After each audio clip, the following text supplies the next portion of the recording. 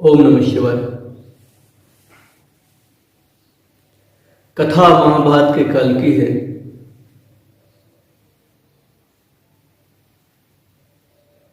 धर्मराज युधिष्ठिर ने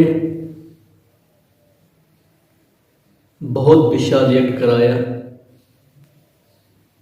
उसमें बहुत से ब्राह्मण आए भोजन पाने। उनको उचित दक्षिणा दी गई। नाना प्रकार की वस्तुएं खुले हाथ से दान किया।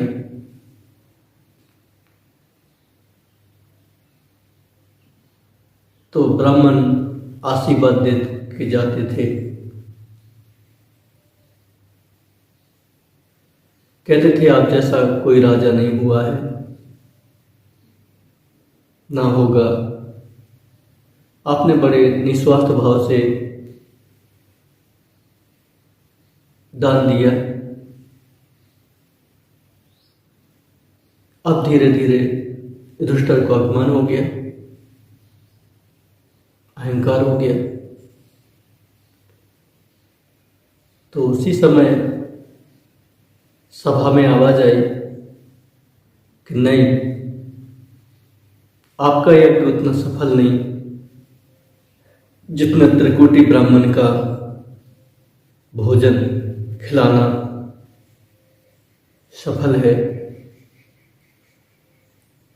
तो युधिष्ठिर ने आवाज दी कि ये आवाज जहां से आ रही वो प्रकट हो, छुपे क्यों हो। तो उस सभा में एक नेवला उपस्थित हुआ, प्रकट हुआ। उसकी दिव्य देह थी, आदि सोने की देह थी, और वो मनुष्यों की वाणी में बोलता था।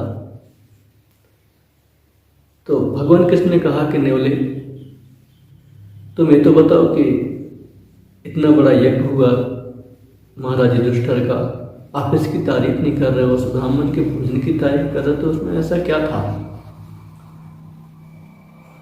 तो उस नेवले ने कहा, मैं कुरुक्षेत्र भूमि के पास एक ब्राह्मण की घर के पास बिल में रहता था। वहीं एक दिन मैंने देखा एक ब्राह्मण भिक्षा लेने आया। तो उसने उस ब्राह्मण के घर पे आवाज लगाई, भिक्षा में देगी। उस ब्राह्मण ने 6 दिन से कोई भोजन नहीं किया था। खेतों में ढूंढने पर उन्हें कुछ सत्तू मिला, चने का बीज मिला, उसका उन्होंने सत्तू बनाया। उस घर में 4 प्राणी थे, ब्राह्मण, ब्राह्मण की पत्नी, लड़का, बहू। तो चारों जब भोजन के लिए बैठे, उसी समय वो ब्राह्मण आया। ब्राह्मण ने आवाज लगाई, मुझे भिक्षा दो, और मैंने सुना आप बहुत दानी हैं। तो वो शुरू से ही दानी रहा, उसके घर से कोई विमुख नहीं जाता था, लेकिन अकल पर गया था समय से। तो उस ब्राह्मण ने उनको ससम्मान बिठाला, अपने भाग का भोजन सामने दिया। वो उनका भोजन पा गए। और उन्होंने कहा मेरी क्षुधा तृप्ति अभी नहीं हुई, तो पत्नी के हिस्से का भी खा गए। फिर भी उन्होंने कहा मैंने बहुत दिन से भोजन नहीं किया था, करीब 15 दिन हो गए। तो लड़के ने भी अपने हिस्से का दिया, बहू ने भी दिया। चारों का जब उन्होंने पाया, संतुष्टि हुई, आशीर्वाद दिया। आशीर्वाद देते ही वो अपने स्वरूप में आ गए। वो यमराज थे। उन्होंने कहा अब तुम्हें ब्रह्मलोक से दिव्य विमान आ रहा है, और जैसा सुना था हमने वैसा ही आपको पाया।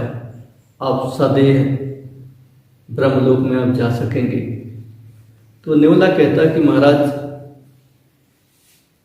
वो जब चले गए, उनका दिव्य विमान अलोप हो गया, अदृश्य हो गया। तो जो भोजन के कण पड़े थे उसको खाने के लिए हम बिल से बाहर निकले।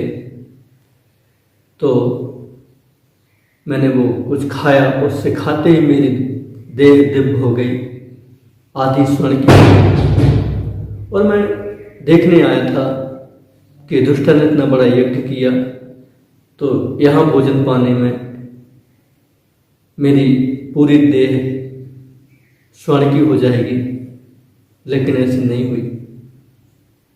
तो उस ब्राह्मण के भोजन को आपका भोजन नहीं पाता।